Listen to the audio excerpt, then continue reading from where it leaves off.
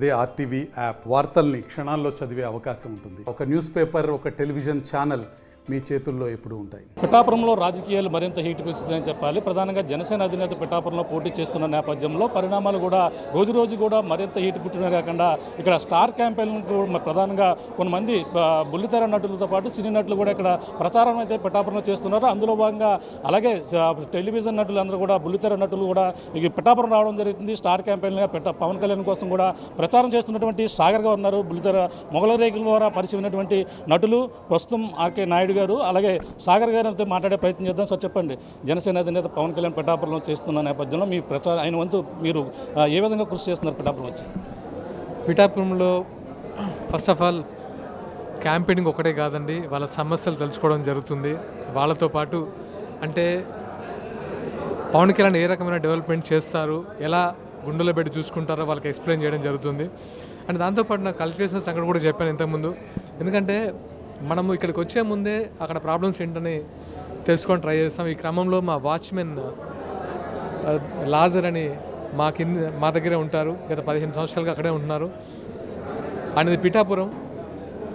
ఒక 10 నిమిషాలు మాట్లాడితే అర్థమైంది ఏంటంటే ఇక్కడ ఉపాధి అవకాశాలు లేక అక్కడికి వచ్చి బతుకుతున్నాం సార్ అని చెప్పాడు. అంటే ఒక చిన్న షెడ్లో పిల్ల పాపలు మనుమలు మనుమరాలతో ఉంటున్నాడంటే ఇక్కడ కనీస సదుపాయాలు కల్పించలేకనే అక్కడ ఉంటున్నామని చెప్పడం నాకు నిజంగా ఇబ్బంది అనిపించింది. ఎందుకంటే వాళ్ళిద్దరూ భార్య భర్తలు వాచ్మెన్ రావడం వేరు, ఇక్కడికి వచ్చేసి మళ్ళీ కొడుకును కూతురు చప్పించుకోవడం వేరు. అంటే ఇక్కడ సంథింగ్ ఏదో మిస్సింగ్, అంటే ఆయనకు ఉపాధి లేదు అనే ఫీలింగ్తోనే చెప్పడం జరిగింది. అండ్ ఓటు వేయడానికి కూడా పోయినసారి నేను వైసీపీ ప్రభుత్వానికి ఓటేసాను, ఈసారి మాత్రం డెఫినెట్గా నేను కూటమికి వేసాను సార్. మాకేంటంటే సరే అంటే వాళ్ళ భాషలో చెప్పాలంటే చెప్పడానికి భయపడుతున్నారు. అసలు ఎవరికి ఓటు వేయాలో, ఎందుకు సార్ చెప్పాలి ఇప్పుడే అని చెప్పాలని భయపడుతున్నారు. కానీ ఈసారి మాత్రం పీపుల్లో చాలా చేంజ్ వచ్చింది. ఎందుకంటే ఓటు అనేది ఒక వెపన్.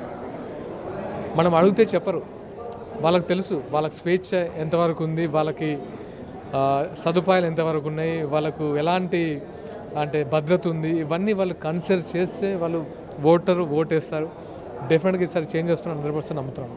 అంటే పిఠాపురంలో పరిణామాలు చూసుకుంటే ఒక పక్కన వైసీపీ వ్యూహంతో ముందుకెళ్తుంది. గతంలో 2 చోట్ల పోటీ చేసిన ఓడించిన పరిణామాలు ఉన్నాయి. ఇప్పుడు పిఠాపురంలో ఒకే స్థానంలో పోటీ చేస్తున్నారు. ఇక్కడ ఏ విధంగా ఉంటుంది అనుకుంటున్నారు పరిణామాలన్నీ కూడా? డెఫినెట్గా పిఠాపురంలో పవన్ కళ్యాణ్ గారు మంచి మెజారిటీతో గెలుస్తారు. ఎందుకంటే టీడీపీ, జనసేన, బీజేపీ కూటమి. అండ్ ఇక్కడ టీడీపీ కూడా వర్మ గారు చాలా బలమైన నాయకులు. అండ్ పవన్ కళ్యాణ్ గారు అంటే అందరూ పవన్ కళ్యాణ్ గారు అంటే ఎంత ఇష్టమో అందరికీ తెలుసు. పవన్ కళ్యాణ్ గారి భావజాలం కూడా తెలుసు. పవన్ కళ్యాణ్ గారు ఎంత కమిట్మెంట్తో ఉంటారని తెలుసు. నమ్ముకున్న వాళ్ళకి ఎంత చేస్తారో అందరికీ తెలుసు. కాబట్టి ఇంకా డౌట్ లేకుండా మంచి మెజారిటీతో గెలుస్తారని అనిపించింది. దానికి తోడుగా మా వంతు మేము ప్రచారానికి రావడం ఏంటంటే ఏదో సాదాసీదిగా రావడం కాదు. ఎందుకంటే ఇక్కడ ఉన్న సమస్యలు ఏంటి, ఎవరెవరు ఇప్పుడు ఆ చేనేత వీవర్స్ వాళ్ళు అండ్ బడుగు బలహీన వర్గాల వాళ్ళు అండ్ మత్స్యకారులు, వీళ్ళందరూ ఎలాంటి ఇబ్బందులు పడుతున్నారు అవన్నీ ఈ మధ్య తెలుసుకోవడం జరుగుతుంది. అంటే ఇన్ని రోజులుగా ఈ సమస్యకు ఎందుకు పరిష్కారం చూపలేదని కొంచెం బాధగా కూడా అనిపించింది. డెఫినెట్గా కూటమి ప్రభుత్వం వచ్చిన తర్వాత వాళ్ళందరికీ వాళ్ళకి కావాల్సిన అవన్నీ అందుతాయి, పథకాలు అందుతాయి. దాంతోపాటు వాళ్ళకి కావాల్సిన స్వేచ్ఛ కూడా ఉంటుంది. అది నేను బలంగా నమ్ముతున్నాను. డెఫినెట్గా పవన్ కళ్యాణ్ గారు ఈ పిఠాపురం మాత్రం ఇప్పుడు అంటే పిఠాపురాన్ని ఏ విధంగా ఆయన అభివృద్ధి చేస్తారని మీరు అనుకుంటున్నారని చెప్పండి. డెఫినెట్గా ఇప్పుడు ఇది టెంపుల్ సిటీగా ఫేమస్. అసలు ఇప్పటికే ఇది చాలా డెవలప్ చేయాల్సి ఉంది. ఎందుకంటే ఇంత మంచి టెంపుల్స్ ఉన్నాయి ఎక్కడెక్కడికి. అంటే ఒక తమిళనాడులో ఎంత ఫేమస్ అయినో అలాంటి కల్చర్, అంటే అలాంటి టెంపుల్ సిటీగా ఇది ప్రసిద్ధి. ఇది మున్ముందు ఆయన గవర్నమెంట్తో మాట్లాడి మంచి వ్యయంతో ఇది డెవలప్ చేయాలనుకుంటున్నారు దక్షిణ కాశీగా. సో డెఫినెట్గా అది చేస్తారని బలంగా నమ్ముతున్నాం. దానివల్ల టూరిజం డెవలప్ అయితే, చుట్టుపక్కల ప్రాంతాలు డెవలప్ అవుతాయి, ఎంప్లాయ్మెంట్ డెవలప్ అవుతుంది, కల్చర్ డెవలప్ అవుతుంది. సో ఇవన్నీ ఉన్నాయి. సో వీటన్నిటికీ ఇదే పునాదని నేను అనుకుంటున్నాను. అంటే మీరు స్టార్ క్యాంపెయిన్గా రావడం జరిగింది. పవన్ కళ్యాణ్ గారు ఆయన మీద ఉన్న అభిమానంతో మీరు రావడం జరిగింది. రావాలని చెప్పడం ఏమైనా మీకు ఏమైనా సమాచారం ఇచ్చారా? నాకు సమాచారం ఇచ్చారు. సమాచారము అంటే కళ్యాణ్ గారితో ఉన్న అసోసియేషన్ వల్ల ఆయన అంటే నేను స్టార్ క్యాంపెయిన్ అని ఎందుకు అనట్లేదంటే ఆల్రెడీ నేను ఆయనతో ఉన్న అనుబంధం అలాంటిది. ఆయన గెలుపు కోసం డెఫినెట్గా నేను రావాలనుకున్నాను. పిఠాపురం ఒకటే కాదు, అన్ని ప్లేసులు నేను తిరిగి ఆయనకు నా వంతు సహాయం అన్నారు దాన్ని, నా వంతు నేను కృషి చేస్తాను నా గెలుపుకి. అండ్ దాంతోపాటు అక్కడికి వెళ్ళడమే కాకుండా సమస్యలు తెలుసుకుంటే ఏమవుతుందంటే ముందు నాకు ఈజీ అయిపోద్ది. ఓహో ఇక్కడ ఈ సమస్య ఉంది అంటే ప్రజల్లోకి వెళ్ళి ప్రజలతో మమేకమై వాళ్ళ బాధలు వాళ్ళ సంతోషాలు పంచుకుంటేనే వాళ్ళకు ఒక ధైర్యం వస్తుందని నమ్మకం. సో అలా ముందుకెళ్దాం అనిపించింది. అంటే ఇప్పుడు ఒక విధంగా చూసుకుంటే ఇక్కడ మీరంతా కూడా ప్రచారంలోకి వస్తున్నారంటే పవన్ కళ్యాణ్ కూడా ఎమ్మెల్యే అభ్యర్థిగా ఉన్నారు, ఆయన కూడా ప్రచారం ఏ విధంగా ఇక్కడ చేస్తారనుకుంటున్నారు? అంటే కొంతమంది ఇబ్బందులు ఉంటాయి కదా, హై ప్రొఫైల్ వ్యక్తి అయినా తిరగడానికి ఇబ్బందిగా ఉంటాయి, ఎలా ఉంటుంది అంటారు? పవన్ కళ్యాణ్ గారు జనసేన అధ్యక్షులు, పిఠాపురం ఒక్క స్థానంకే పరిమితం అయ్యే సిచ్యువేషన్ కాదు. అంటే మోరోవర్ దేశం మొత్తం ఎన్నికలు జరుగుతున్నాయి. ఆయన వ్యాప్తంగా ఆయన ప్రచారం అందరికీ అవసరం. తెలంగాణకు అవసరము, ఆంధ్రాకి అవసరము, పక్కన కర్ణాటక అవసరం. ఇక్కడ రకరకాల ప్లానింగ్స్ ఉన్నాయి. కాబట్టి ప్రచారం పిఠాపురంలో మాత్రమే కేటాయించడం చాలా కష్టమైన పని. ఆయన లేని టైంలో నాగబాబు గారు ఉంటారు, మేము ఉంటాము, ఇంకా కార్యకర్తలు ఉంటారు, జనసేన కార్యకర్తలు, టీడీపీ కార్యకర్తలు ఉంటారు, బీజేపీ కార్యకర్తలు ఉంటారు. అందరూ ఆయన గెలుపు కోసం కృషి చేస్తారు. ఓకే, ప్రధానంగా చూసుకుంటే ఇప్పుడు అందరూ కూడా వైసీపీ చూసుకుంటే వ్యూహాలతో వెళ్తున్న పరిస్థితులు ప్రధానంగా తెలిసిందే. ఒక పక్కన ఒక మహిళా అభ్యర్థిగా ఇక్కడ లోకల్గా ఉన్నటువంటి నాయకురాలు నేను లోకల్గా గతంలో ఎమ్మెల్యేగా చేశాను అంటుంది. ఇప్పుడు పవన్ కళ్యాణ్ నాన్ లోకల్ అన్న ఫీలింగ్ కూడా తీసుకుని వస్తున్నారు. ఈ పరిణామం ఎలా చూడాలి?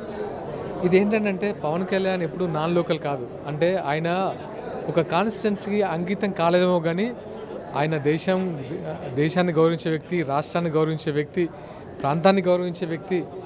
అంటే భాషా భేదాలు లేకుండా అందరినీ దగ్గర తెచ్చుకునే వ్యక్తి. ఆయన నాన్ లోకల్ అని నేను అనుకోవట్లేదు. జనాలకు అంటే ఇక్కడున్న ప్రజలకు తెలుసు ఎవరు మంచి చేస్తారు, ఎవరు మంచి చేశారు ఇంతకుముందు, ఎవరు చేయలేకపోయారు. మంచి చెడులు తెలిసిన వాళ్ళందరూ ఉన్నారు ఇక్కడ. డెఫినెట్గా పవన్ కళ్యాణ్ ఏంటో తెలుసు కాబట్టి ఓటుతోనే సమాధానం చెప్తారని నేను బలంగా నమ్ముతున్నాను. 1,00,000 మెజార్టీ అంటున్నారు, మరి సాధ్యమయ్యే పని అంటారా? సాధ్యం కాదని ఎందుకు అనుకుంటున్నారు? డెఫినెట్గా సాధ్యం అవుతుందని నేను నమ్ముతున్నాను. అంటే ఇక్కడున్న పరిస్థితులను బట్టి ఇప్పటి వరకు పిఠాపురంలో ఎటువంటి డెవలప్మెంట్ జరిగినప్పుడు జనాల్లో ఒక చేంజ్ ఓవర్ వచ్చింది. ఆ చేంజ్ ఓవర్ ఓటు రూపంలో చూపిస్తారు, మంచి మెజారిటీతో గెలిపిస్తారని నేనైతే అనుకుంటున్నాను. Thank you sir. ఇది పరిస్థితి. ప్రధానంగా పవన్ కళ్యాణ్ గెలుపు కోసం స్టార్ క్యాంపెయిన్లు అందరూ కూడా ఇక్కడ క్యూ పెడుతున్న పరిస్థితి. అలాగే బుల్లితెర నటులతో పాటు అలాగే కొంతమంది నాయకులు కూడా పిఠాపురంలోనే రావడం, ఇక్కడ పిఠాపురంలో పవన్ కళ్యాణ్ గెలుపు కోసం తన వంతు కృషి చేస్తున్న పరిస్థితి ప్రధానంగా ఉంది. అలాగే బుల్లితెర నటులు ఎవరైతారో సాగర్ ఆర్కే నాయుడుగా, అలాగే మొగలరేకులు సీరియల్ నుంచి పరిచయం అయినటువంటి ఇప్పుడైతే సాగర్ అయితే పిఠాపురం నియోజకవర్గంలో జనసేన అధినేత పవన్ కళ్యాణ్ కోసం తన వంతు కృషి చేస్తానంటూ ఏదైనా పిఠాపురంలో జనసేన పవన్ కళ్యాణ్ టెంపుల్ సిటీగా అభివృద్ధి చేస్తారని ఒక ఆశయాలు ఏవైతే ఉన్నాయో అన్నీ కూడా ఎంతో ఆయన మంచి ఆశయాలతో వచ్చాయి కాబట్టి పిఠాపురం మరింత అభివృద్ధి చెందుతుంది. ఏ విధంగా పిఠాపురం నియోజకవర్గం ప్రజలు హైదరాబాద్ వచ్చి ఉపాధి కోసం ఎన్నో ఇబ్బందులు పడుతున్నాయి అని కూడా నేను స్వయంగా చూశాను. అలాంటి పిఠాపురంలో పవన్ కళ్యాణ్ ఎంచుకోవడం చాలా ఆనందంగా ఉందని, పిఠాపురం నియోజకవర్గ ప్రజలు ఎంతో విధంగా అభివృద్ధి చెందడమే కాకుండా ఇక్కడ పిఠాపురాన్ని మరింత టెంపుల్ సిటీగా అభివృద్ధి చేయడం చాలా ఆనందంగా ఉంటుందని చెప్పేసి పిఠాపురంలో ఉన్నటువంటి బుల్లితెర నటులు సాగర్ గారు చెప్తున్న పరిస్థితి ప్రధానంగా ఉందని చెప్పాలి. దీనికి ఉన్న తాజా పరిస్థితి రామతో ప్రకాష్, RTV, పిఠాపురం నుంచి. మరిన్ని వీడియోస్ కోసం ఛానల్ ని సబ్స్క్రైబ్ చేయండి, లేటెస్ట్ అప్డేట్స్ కోసం వాట్సాప్ ఛానల్ ని ఫాలో చేయండి అండ్ లింక్ డిస్క్రిప్షన్ లో ఉంది.